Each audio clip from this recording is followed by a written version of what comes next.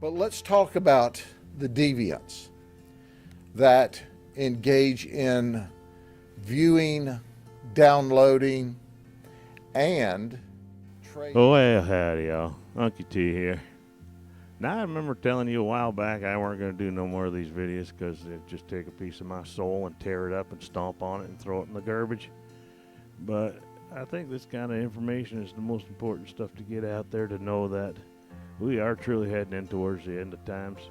As in the days of Noah, with all the sin and debauchery and disgusting crap that goes on in this world. And I know that these YouTube soy cucks, these girl boys who want to try to think they're more important than everybody else, or they know more than doctors or whatever, they don't like to see this stuff go up neither, because it's probably cutting into their business. But my point is, I just figure I had to do this. I mean, it's like almost a public service announcement to do this stuff, because I tell you what, it's just heart-rendering. Just tears my heart out to see what these people are capable of. You gotta believe they don't know God.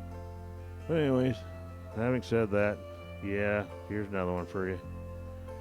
Try and enjoy, but I don't think you will. Important part of our team, as we've discussed in the past, anytime we do a human trafficking operation, anytime that we're dealing with the most vulnerable children, we look for partners, for experts. And there is no one in the community that's more of an expert than Dr. Thomas. And I say this only because she allows me to. She too was a child sex victim. So she is a subject matter expert in many ways that she should have never been a subject matter expert. But we're going to talk today first about, we're going to bifurcate this operation.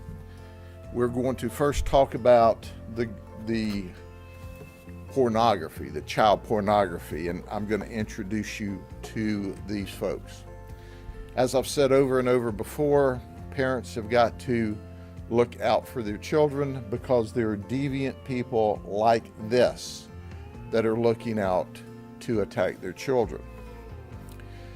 We have studies that tell us that the overwhelming majority of people that view child porn would sexually attack a child if given the opportunity. Our detectives once again have done a remarkable job.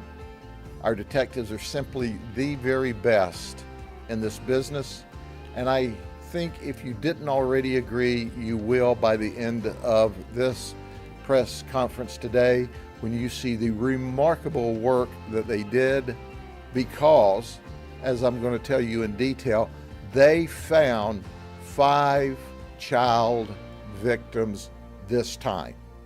But let's talk about the deviants that engage in viewing, downloading, and trading child porn. How about Patrick Jonathan?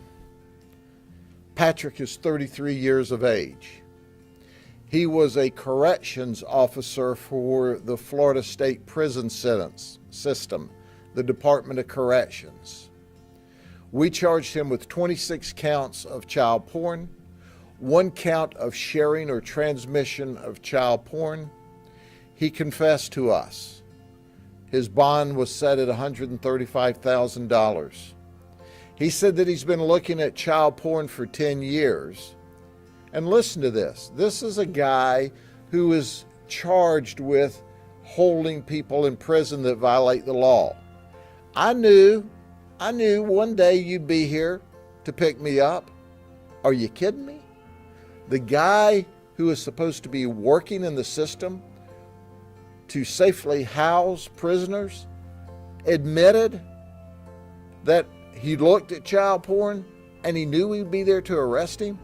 Well, now he's in jail. And our prayer is that we send him to the state prison to be an inmate where he once was a correction officer. He also spoke of being sexually aroused anytime he looked at child porn, but then he felt bad afterwards. But he would still do it again and again and again. He's a nasty man. And then there's Richard Sizlove. I didn't make that name up. He was a park manager for Bullock RV Park. He's charged with 28 counts of child porn. His bond was set at $290,000. He confessed. He's a Navy veteran. He said he's been viewing child porn over 20 years, and the youngest child porn he's ever viewed were children that was as young as 6 months old. 6 months old. Children abused. He said what really sexually arouses him are the toddlers. Then there's David Boyd, who's 52. He is a clerk for South Florida Gun and Pawn in Lakeland. He was charged with 516 counts of child porn and 1 count of sharing the child porn. His bond is $2.5 million. He would, while he's wearing this child porn, now you can't make this stuff up, wear women's underwear. Did you hear me? He would wear women's underwear. He would dress up for the occasion. And then he would on one occasion, he photoshopped his face over one of the photographs of a child who was providing sex to an adult. He photographed his face in there as being the one receiving the sex. This guy is extra nuts. Deviant. Then there's Tyreek Lampkin. He's unemployed. He lives with his mom, his grandma, and his aunt. And he's charged with 197 counts of child porn and 1 count of transmission. He confessed. He would look at porn because he didn't have a job. He had opportunities to look at it every day. Then this is what he told us during his confession, that he was saving this child porn so he could turn it over to law enforcement. You know, like he was doing his own investigation. He doesn't look like Dick Tracy to me. And he was trading child porn. And then he said, well, the reason I was trading child porn was so I could raise awareness. He didn't look like Dr. Thomas to me. This guy actually told us that. Well, we hope that he has that same story for the jury. And if the jury sees it the way we do, he'll get to go to state prison with the rest of his buddies. And then there's Luigi Santera. Luigi is a Hilton Hotel housekeeping manager at Lake Buena Vista. Oh, he was. Thank you, Hilton, for firing him. He was in possession of 148 counts of child porn, and we charged him with 12 counts of sharing this child porn. His bond was set at $426,000. Now, not only did he like child porn, he liked granny porn and trans porn. So he was an equal opportunity offender. Whether you were an infant or a granny or anyone in between, any porn was good enough for him. So we go to Harrison Egbert's house. I'm going to refer to him as Egbert because I think that name is appropriate for what I'm about to tell you. Whereby we were charging him with 1,000 counts of child pornography. He said he was a hoarder of child pornography. He liked to keep it around. In fact, we only charged him with 1,000 counts, or to be specific, 999 counts, because, you know, the computer systems aren't set up to take 1,000 criminal charges on one person. But we have 3,000 more photographs and videos that he has.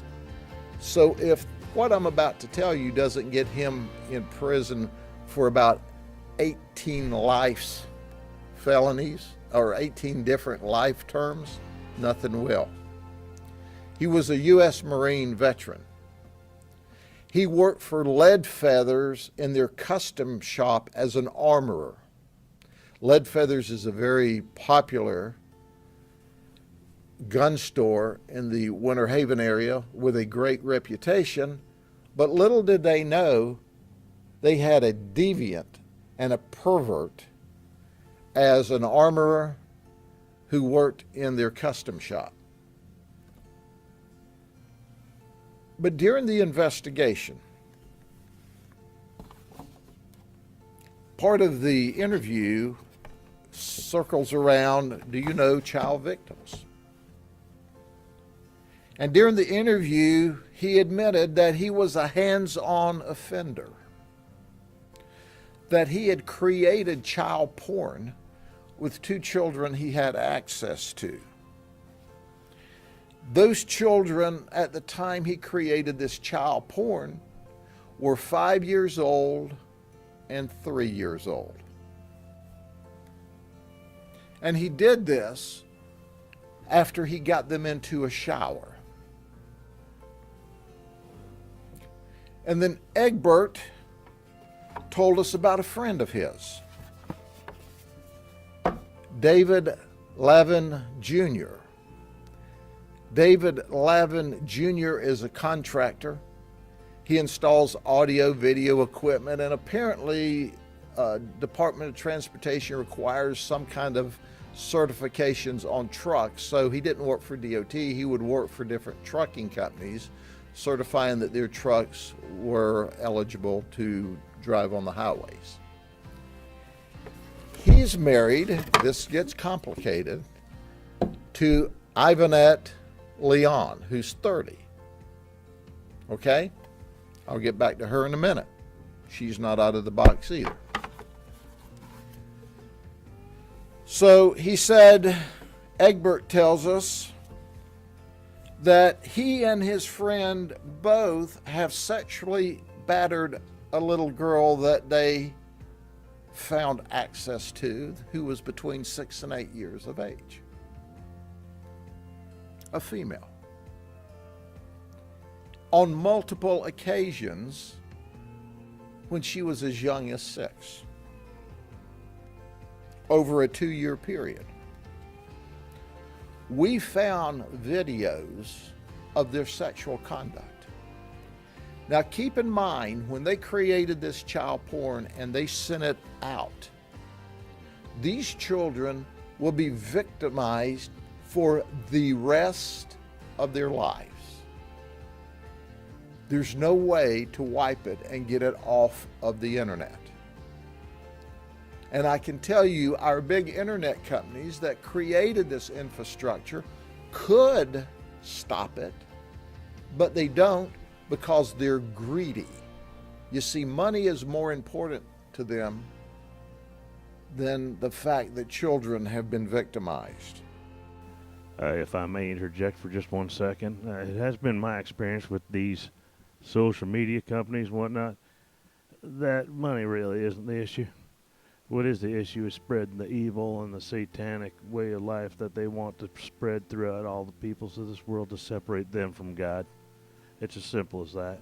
The same reason that a lot of the stuff you see in the world is just pathetic, disgusting stuff that's just meant to separate man from God, to make God more angry so he won't interject on our behalf, just like he did with the Israelites when they got onto the idols and what have you. He sent them off. So there you go. That's just my 2 cents. So as they had sex with these children they had access to, we recovered a text message between Egbert and Lavin, where they were texting each other. Things such about how wonderful the sex was and how they planned to do it again, and the different maturations they planned during the sexual encounter, and who all they wanted to try to locate or attract or groom into the business. We saw a lot of bravado, a lot of bragging, a lot of teamwork. We found a video of one of these guys sexually battering a child and taking a video, while the other man, Lavin, also videoed it from a different perspective while creating a pleasurable experience for himself. You can't make this stuff up. This is the most horrible thing we have seen in a very long time. Two adults attacking a little girl. I didn't stutter.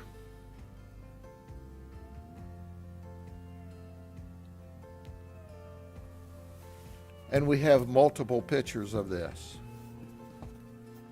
Well, there you go, my friends. I'm going to cut it off there because it just goes on and on. What I may do is just put the other part up as a second video, because this has already gone a little too long. Just sucking the life out of too many of you, I'm sure. But, you know, I got nothing else to say. I'm done. So, anyway, if you would be so kind as to share this and like it, and I know it's hard to like something of this content, but when you do like it, it gets it around further for other people to see what kind of sick ass people there are in this world. And I don't even know what to say. Just please subscribe, like, share, and leave a comment, because I will answer every comment that comes in. You know, yay, nay, what have you. I ain't made of butterflies and ice cubes. I'm pretty good. I can take some stuff. So if you want to say something, say it. And you know what? Right here's some links to some of the other Sheriff Grady Judd or whatever videos I've done in the past. Not everything's all this sick and disgusting. Some of it's pretty funny. Some of it's pretty interesting. Some of it's pretty informational. So, you know, feel free to check out all the other videos. I got stuff around Florida and motorcycle riding and yeah, you name it, I've done it. Recipes. So, y'all have a blessed day. Take care of yourselves. You take care of each other. And we'll see you soon. God willing. Bye for now.